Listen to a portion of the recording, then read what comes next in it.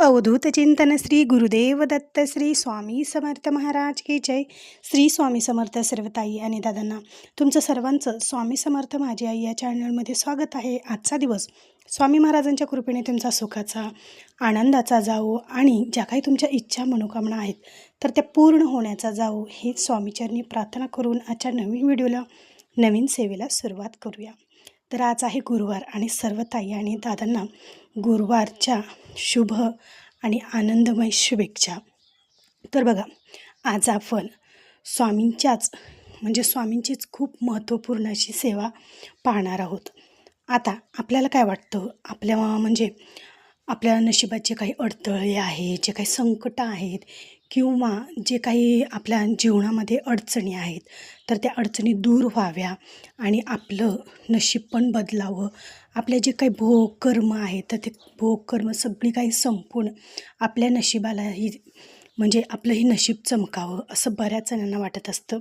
आणि त्याचप्रमाणे जे स्वामी सेवेकरी आहेत, स्वामी सेवा करतात, तर स्वामींच्या कृपेने त्यांच्या जीवनात सर्व काही चांगल्या गोष्टी घडत असतात आणि स्वामींच्या कृपेने त्यांचं जीवन हे खूप सुखमय आनंदी असतं. पण बऱ्याच जणांच्या बाबतीत स्वामी सेवा करूनही अडथळे येतात, संकटं येतात. तर बघा, ते प्रत्येकाच्या कर्माचे भोग असतात. प्रत्येकाचे जे प्रारब्ध आहेत तर ते प्रारब्धामुळे कर्मामुळे ह्या अडचणी येत असतात.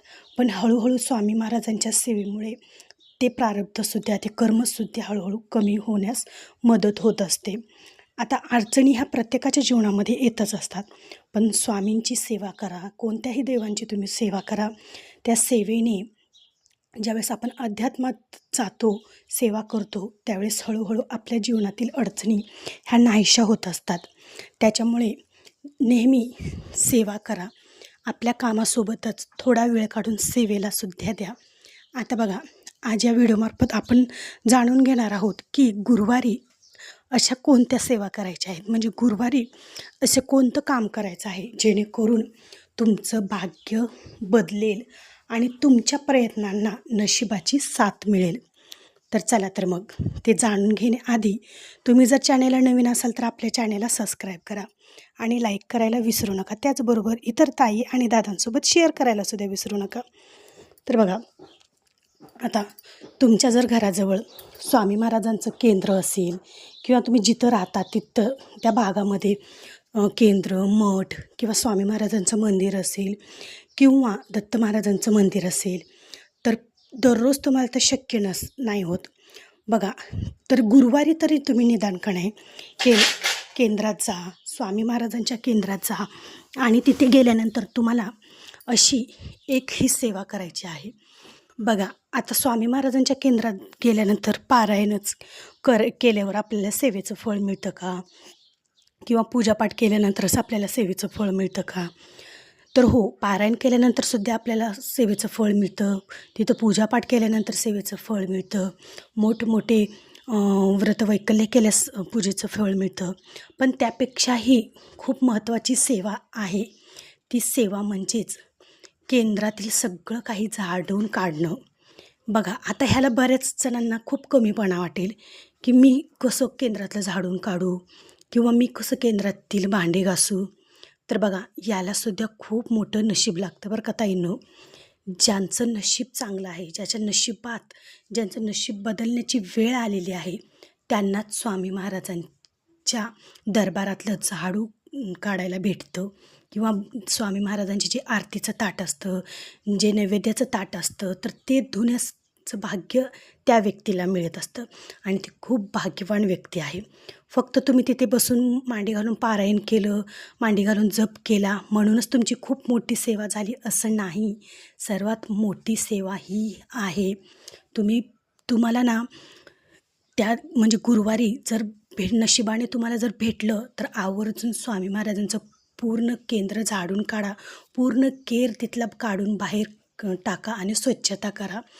ज्याप्रमाणे तुम्ही केंद्रातील सगळी स्वच्छता कराल, सगळा केर काढून बाहेर टाकाल, त्याचप्रमाणे स्वामी महाराज तुमच्या आयुष्यातील जे नकोसे असलेले क्षण आहेत, जे वाईट आहेत, जे वाईट प्रारब्ध आहेत किंवा तुमच्या जीवनातील ज्या अडचणी, संकट, जे भोग आहेत, तर ते भोगसुद्धा, अडचणी, संकटसुद्धा स्वामी महाराज तुमच्या आयुष्यातून काढून टाकतील आणि तुमच्या जीवनामध्ये सुख, समृद्धी, आनंद, पैसा सगळं काही तुम्हाला भरभरून देतील. तर ही सुद्धा सेवा ताईंनो आवर्जून करा. याच्यामध्ये कसलाही कमीपणा तुम्ही समजू नका. त्याचबरोबर नैवेद्याचं ताट, स्वामी महाराजांचं आरतीचं ताट, जे काही तिथली भांडी असतात, तर ती भांडीसुद्धा तुम्ही आवर्जून त्या दिवशी गुरुवारी घासा. त्याचबरोबर फरशी पुसायचं सुद्धा तुम्ही तिथं काम करू शकतात. बघा, आपण गेल्यावर केंद्रामध्ये बघतो खूप ताई या सेवा करत असतात आणि अक्षरशः तिथे सेवा करण्यासाठी बारीसुद्धा लावतात, माहिती आहे का महिला. आज तुझी उद्या माझी अशाप्रमाणे सुद्धा असतं. मग ते काही उगच करत नाहीत, कारण त्यांना खूप छान असे अनुभव त्या सेवेने आलेले असतात. करोडो लोकांना या सेवेचे अनुभव आलेले असतात. तर ही सेवा ताईंनो आवर्जून करा. सर्वात श्रेष्ठ ही सेवा आहे. त्याचबरोबर तुम्हाला प्रत्येक गुरुवारी तुम्हाला काय करायचं आहे, केंद्रामध्ये गेल्यानंतर पिवळ्या रंगाचं कोणतंही फळ असो, बघा आता केळी असो, पिवळ्या रंगाचं काहीतरी पेढे असो, पिवळ्या रंगाचा वडापाव म्हणजे वडापाव असो किंवा जे खाण्याचे पदार्थ आहेत स्वीटमधले जे पिवळ्या रंगाचे ते असो, तर तुम्ही प्रत्येक गुरुवारी तिथं केंद्रामध्ये जाऊन नैवेद्यासाठी सुद्धा तुम्ही नेऊ शकता तिथं सगळ्यांना वाटण्यासाठी. किंवा केंद्रामध्ये जे भाविक भक्त येतात किंवा जे गरजू व्यक्ती असतात बघा मंदिराच्या बाहेर कुठेही बसलेले, तर त्यांनासुद्धा तुम्ही या दिवशी आवर्जून दानधर्म करा. बघा, जास्त काय पैशाचं नाही, थोड्याफार तुमची म्हणजे तुमच्याजवळ जेवढे पैसे आहेत ना तेवढ्या पैशामध्ये सुद्धा तुम्ही दानधर्म करू शकतात.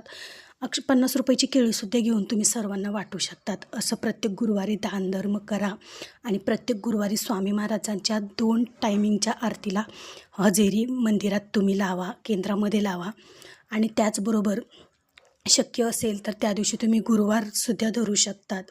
म्हणजे आता बघा, प्रत्येकजण गुरुवार उपवास करतो, कोणी करतो कोणी नाही, तर त्यात तुम्हाला जर तुमची इच्छा असेल तर गुरुवारसुद्धा तुम्ही त्या दिवशी करू शकतात. अशा प्रकारे आणि घरी स्वामी महाराजांचा फोटो मूर्ती असेल तर त्या दिवशी छान अशी पंचोपचारी पद्धतीने स्वामी महाराजांची पूजा करा, अभिषेक करा आणि नंतर स्वामी चरित्र सारामृताची पोथी, समजा तुम्हाला दररोज 3 अध्याय वाचणं शक्य नसेल तर फक्त गुरुवारीसुद्धा तुम्ही स्वामी चरित्र सारामृताचं एक पारायण करू शकतात. 11 माळी जप करू शकतात.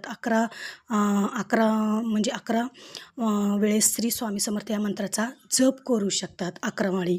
अशा प्रकारे सुद्धा तुम्ही ही सेवा करू शकतात. त्याचबरोबर उंबऱ्याला हळदीचं लेपन करा छान प्रकारे.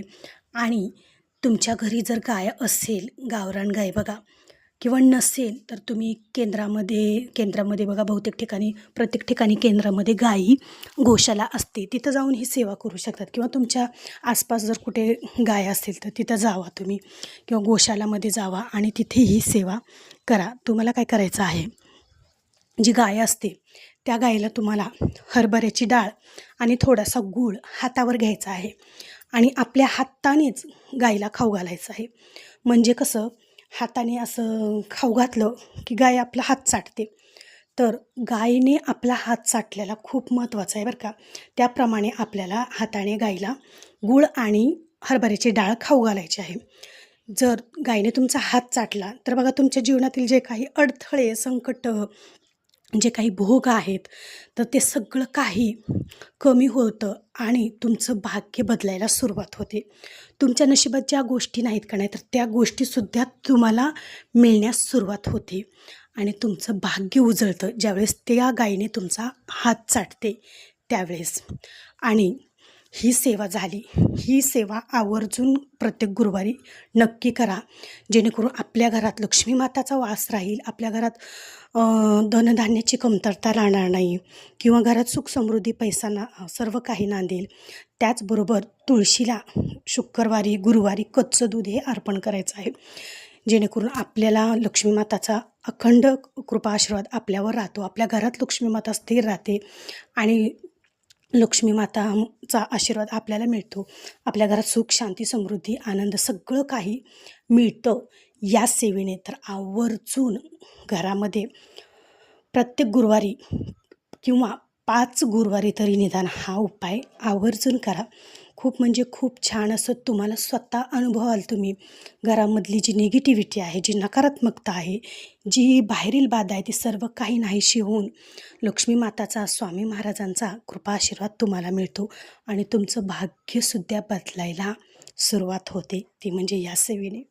तर आवर्जून विश्वास ठेवून ही सेवा नक्की करा आणि नक्की बघा तुमची भाग्यरेषा, तुमच्या हातातली रेषासुद्धा नक्की बदलेल तुम्ही जर या सेवा केल्या तर. तर असा होता आजचा व्हिडिओ. आवडला असेल तर एक लाईक नक्की जरूर करा आणि कमेंटमध्ये श्री स्वामी समर्थ लिहायला विसरू नका. चला तर मग सर्वांना श्री स्वामी समर्थ.